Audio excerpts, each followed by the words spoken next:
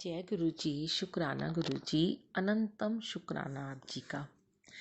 संगत जी, आज आपसे कुछ अपने और एक्सपीरियंसेस शेयर करने जा रही हूँ।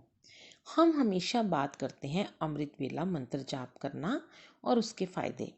गुरु जी से कनेक्शन स्ट्रांग बनता है, ऊर्जा एनर्जी हमें मिलती है, हमारा सरेंडर होता है। पर हर दूसरी तीसरी संगत का एक प्रश्न होता है कि सुबह उठा नहीं जाता, ध्यान नहीं लगता। आपको सब कुछ प्रैक्टिस से ही संभव लगने लगेगा संगत जी। मैं आज आपको एक नई युक्ति शेयर करना चाहती हूँ। आपसे एक नई युक्ति शेयर करना चाहती हूँ। उसका नाम है मौन व्रत। आज गुरु जी ने याद दिलाया कि मैं बहुत साल पहले मौन व्रत रखती थी। यह वैसे वाला उपवास नहीं है, भूखे रहने वाला। गुरु जी ने कभी उपवास रखने को नहीं कहा, पर ये जो मौन व्रत है ना, ये हमें बहुत हेल्प करेगा अपनी एनर्जी को बढ़ाने में, अमृत वेला में ध्यान लगाने में। अब आपको करना क्या है, शुरुआत आपको हफ्ते में 2 दिन से करनी होगी। अरे अरे, डरिए मत, है तो बहुत मुश्किल, खासकर आंटियों के लिए। आगे बताऊंगी इसके बहुत सारे फायदे। अब कोई भी 2 दिन आप डिसाइड कर लें, जैसे एक संडे और एक थर्सडे, या जो भी आप चाहें। संडे इसलिए कि हम खुद को ऑब्जर्व कर पाते हैं कि हम कितने नियम को निभा पाएंगे या नहीं, क्योंकि घर में हस्बैंड होते हैं, बच्चे होते हैं, इन सब के रहते हुए कितना हमारे को अपने ऊपर कंट्रोल है।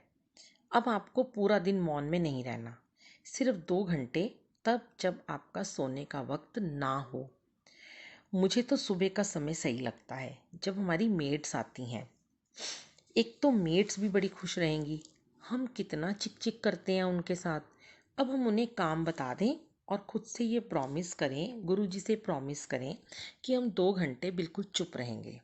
अगर उस वक्त कोई बात भी ज़रूरी हो तो उसे लिख कर जवाब दें, और ऐसा ना करें कि उस वक्त व्हाट्सएप या फेसबुक पर चैटिंग कर रहे हों। कोशिश करें खुद को शून्य में ले जाएं, अपने आप से बात करें, अपनी पुरानी अच्छी बातों को याद करें, सुखद घटनाओं पर विचार करें, पॉजिटिव चीज़ें सोचें। नेगेटिव या किसी का लड़ाई झगड़े के बारे में तो बिल्कुल ना सोचें। ये ना सोचें कि मेड कुछ गलत काम कर रही होगी। सोचें आज वह कितनी खुशी खुशी सारा काम करके जाएगी।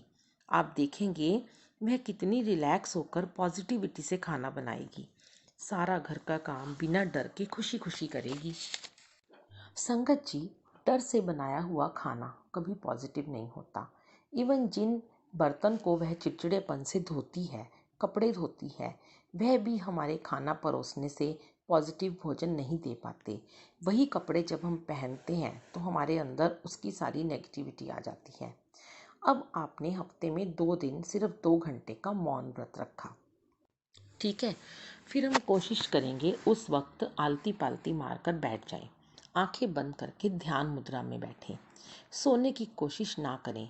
चाहे तो कुछ लिख सकते हैं, अपने बच्चों और पति, मम्मी पापा, सास ससुर, देवरानी जेठानी के लिए कोई संदेश लिख सकते हैं, कोई सत्संग लिख सकते हैं, गुरु जी से बातें कर सकते हैं, और गुरु जी को चिट्ठी भी लिख सकते हैं। बच्चे उस समय आपका मजाक भी उड़ाएंगे। आपके अंकल भी बोलेंगे, तुम और मौन में, इम्पॉसिबल। पर आप सोच नहीं सकते, जब आपका मौन टूटेगा तो एक अलग सी ऊर्जा, एक अनोखी शक्ति का निर्माण हो चुका होगा आप में। आपको इससे रिलेटेड एक उदाहरण, एक सत्संग बताती हूँ। ऋषिकेश में एक फॉरेनर आंटी रहती हैं, नानी माँ। पहले वो उत्तरकाशी में थी। मैं उन्हें करीब 25-26 वर्षों से जानती हूँ। वह इंग्लैंड से आई थी। जब वह 18 वर्ष की थी, उन्हें कोढ़ हो गया था।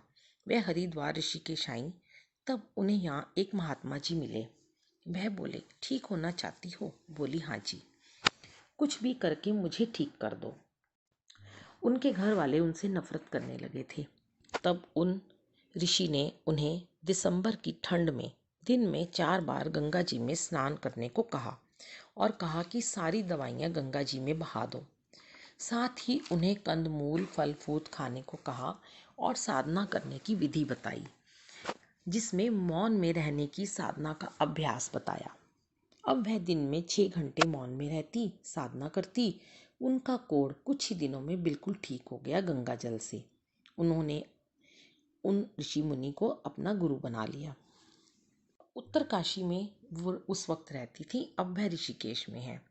मौन और साधना में उन्होंने ग्रंथ लिखा, संस्कृत सीखी और संस्कृत में भागवत लिखी। उनकी कहानी बहुत लंबी है, फिर कभी सुनाऊंगी पूरी। मेरी लाइफ में उनका बहुत बड़ा योगदान है।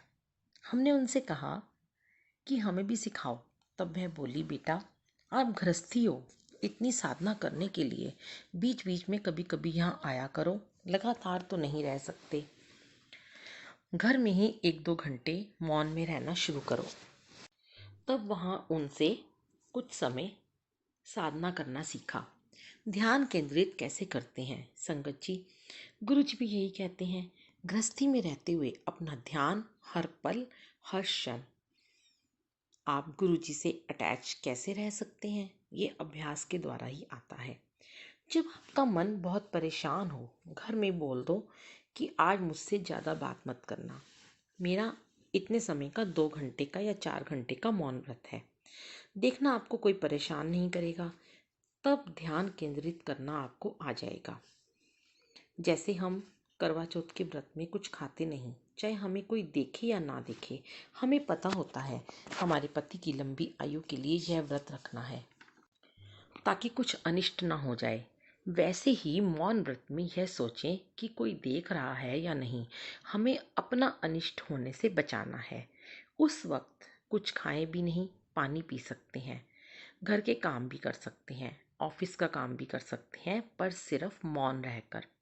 आप इस क्रिया को करने की कोशिश करें, फिर अपने में जो बदलाव महसूस करेंगे वह अतुल्य होगा। मैं उस वक्त सिर्फ गुरु जी के लिए लिखती हूँ, उन्हीं से अपने मन की हर बात करती हूँ, जाप करती हूँ, कोशिश करती हूँ आंखें बंद रखूँ। फिर एक अद्भुत सी ऊर्जा, अजीब सी अनोखी ऊर्जा आपको महसूस होगी।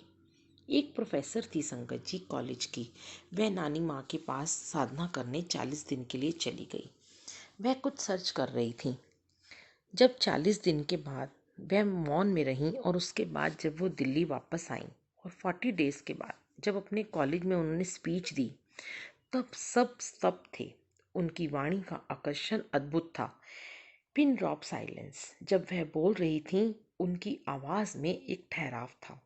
मौन में रहने से हमारे जीवन में ठहराव आता है, शांति आती है, हमारी बात का असर दूसरों पर होना शुरू हो जाता है, हमारी बात को लोग सुनना शुरू कर देते हैं, महसूस करते हैं उस प्रभाव को।